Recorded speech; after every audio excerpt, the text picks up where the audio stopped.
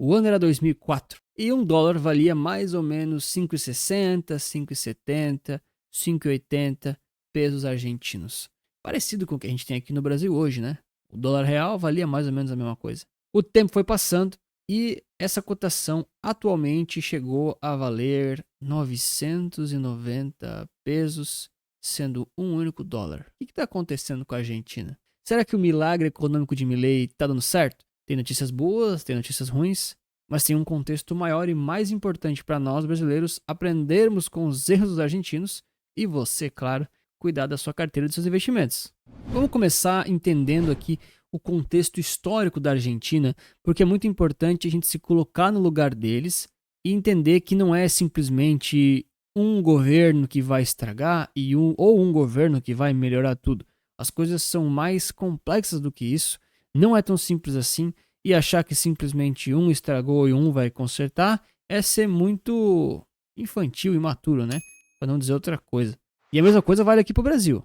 Não é um presidente que estraga e não é um presidente que resolve.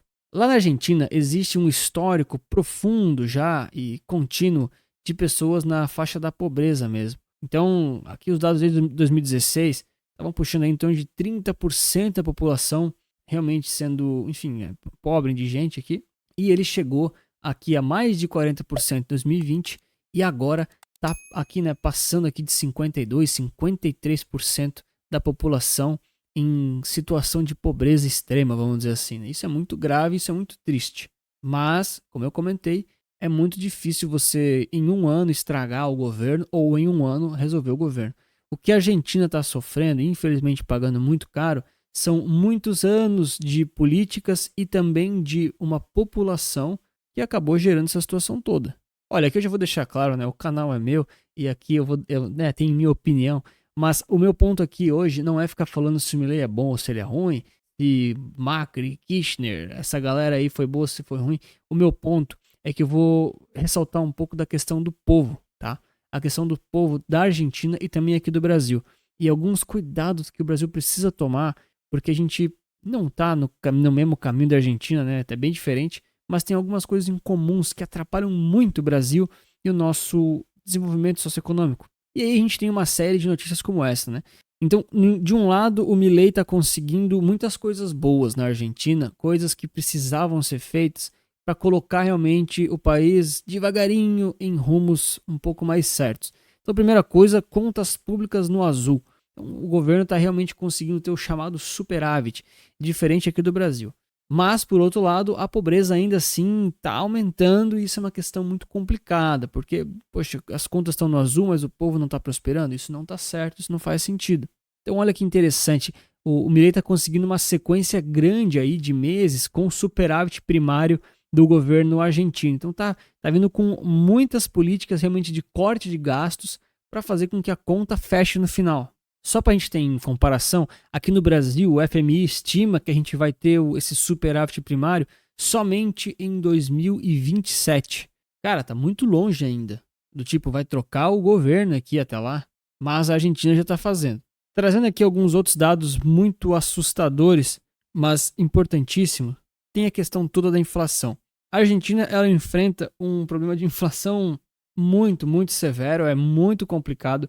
Chegou a ser 250% muito recentemente ao ano. E quando a gente coloca dados de 2017 aqui do Brasil, que já é muito alto na minha opinião, comparado com o deles, é assim, é astronômica a diferença. Então no Brasil, desde 2017 para cá, a gente teve aí 46% de inflação, né? Tudo aí subiu mais ou menos 46% de preço. Mas lá na Argentina foi 7.000%. É difícil você lidar com esses números tão altos assim, porque as coisas realmente saem do controle. Você vai no mercado, tudo muda de preço, tudo sobe muito rápido. Quem é mais velho conhece essa história pessoalmente, né? E conter essa inflação é uma das grandes missões e grandes deveres também que o Milei e qualquer presidente precisa ter com as suas políticas. Já comentei para mim se você gosta do Milei e acha que ele está fazendo certo, ou se você simplesmente acha que ele está cumprindo tabela para depois devolver a cadeira de presidência para o antigo presidente lá. Cara, olha a taxa de juros aqui da Argentina, que negócio absurdo. Já lá em 2015, aqui 13, 15, né, já era 13%. Beleza, a gente tem isso no Brasil, né, a gente teve recentemente esse número. ele chegou a subir e valer aqui, ó, 76%. Imagine uma Selic 76% ao ano. Isso aqui é o puro reflexo do tipo, tô tentando conter a inflação. Aí teve 2020, né, que todo mundo derrubou as taxas de juros, eles voltaram para 11%, e aí bateram incríveis 126% de taxa de juros ao ano no país. Cara, isso aqui é um absurdo, é muito alto. É para conter uma inflação realmente muito, muito considerável. Olha só o que está causando tudo isso. Impressão de dinheiro. Olha só a quantidade de dinheiro M2 que a Argentina vem imprimindo ao longo do tempo. Isso aqui tudo vai ajudando a causar inflação. E isso aqui tudo o Milei, por exemplo, está tentando combater.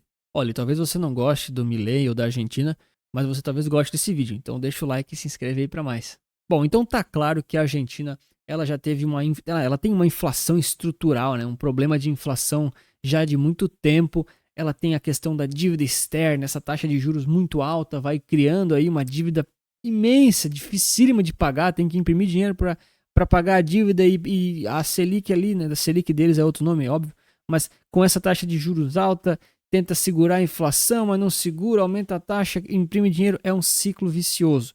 Isso vai levando cada vez mais a desemprego, cada vez mais a fome, cada vez mais a pobreza. É quase que um problema crônico. É muito difícil sair dessa areia movediça. E é muito claro, isso se repete em muitos países que tiveram caminhos parecidos. Depois de um período de bonança, né, de alegria, de muita impressão de dinheiro, gastos exagerados do governo, né, questão da corrupção política, para corrigir esses sintomas todos, precisa atuar na causa raiz. E é muito doloroso, é um remédio muito amargo que tem que ser dado. Não é fácil, ninguém gosta. A questão da pobreza, da fome na Argentina já existia. Ah, mas piorou agora. Piorou, às vezes precisa piorar um pouco para melhorar. É lógico que a segurança e saúde das pessoas é a coisa mais importante que existe. Mas falando economicamente, precisa sim cortar os gastos, diminuir impostos e fazer a máquina econômica girar de forma orgânica e não de forma artificial. Então, o investimento externo precisa entrar no país para fazer com que a moeda melhore de valor, com que dinheiro novo entre no país, não precisa ficar imprimindo, e aí aos poucos trazendo aí prosperidade e riqueza para as pessoas. Mas precisa de uma contrapartida.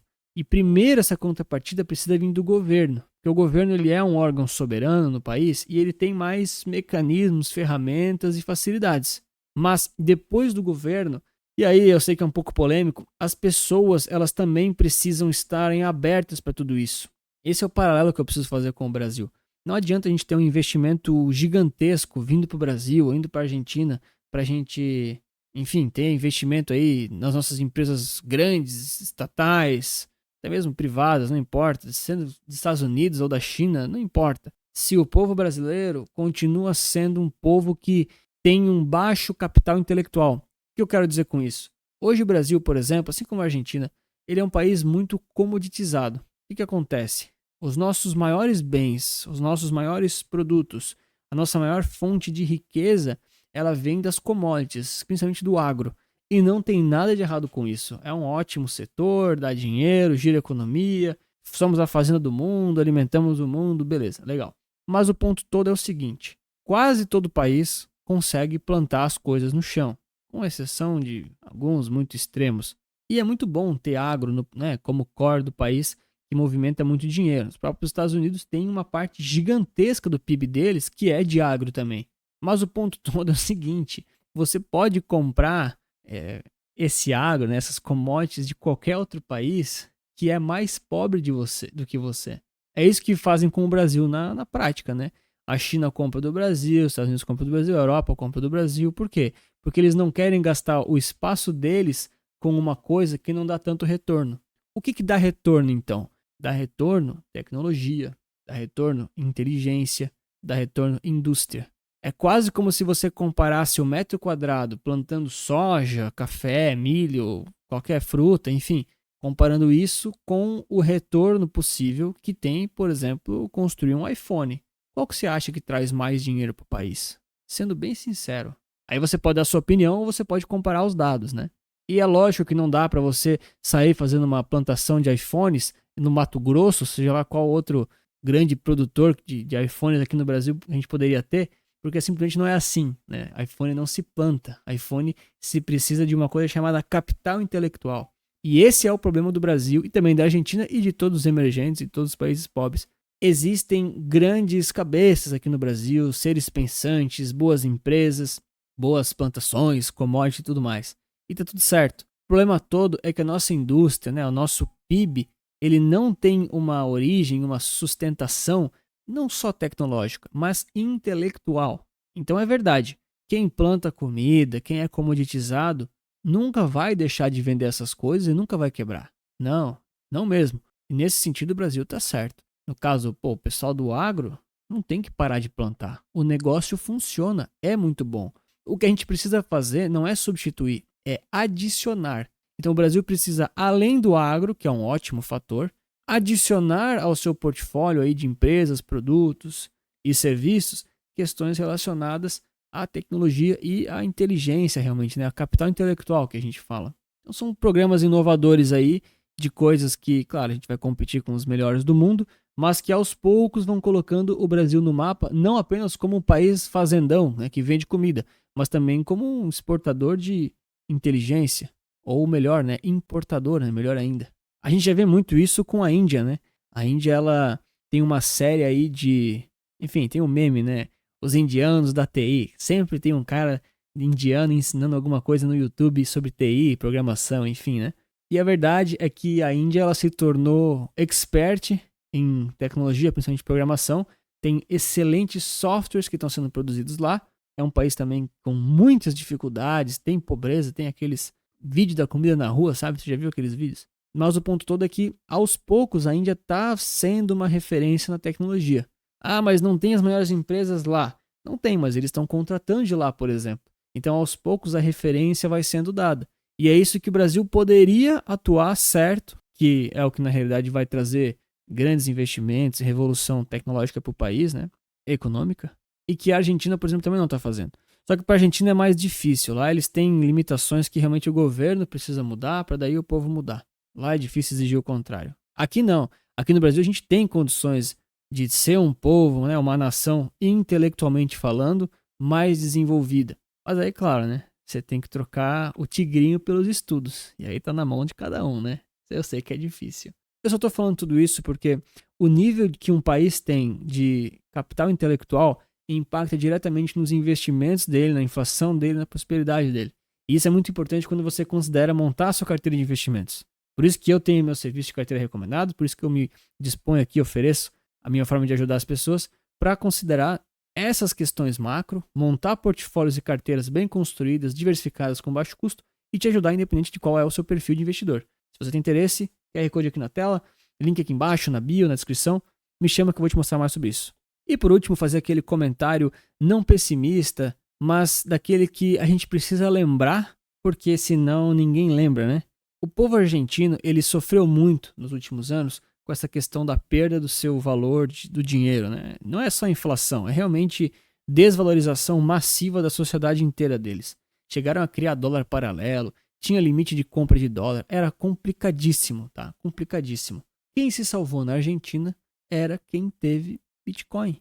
Assim como na Venezuela, assim como diversos países da África também, mais autoritários, enfim, crises diferentes, mas sintomas equivalentes. Por isso é sempre interessante você considerar ter uma partezinha do seu patrimônio alocado em criptoativos. Aqui no Brasil a gente tem várias formas de fazer isso, totalmente legais, regulamentadas, e eu te mostro mais sobre isso nesse vídeo aqui, sobre Bitcoin e a alta histórica que ele está batendo aí recentemente. Obrigado pelo seu like e lembre-se que investir certo resulta capital.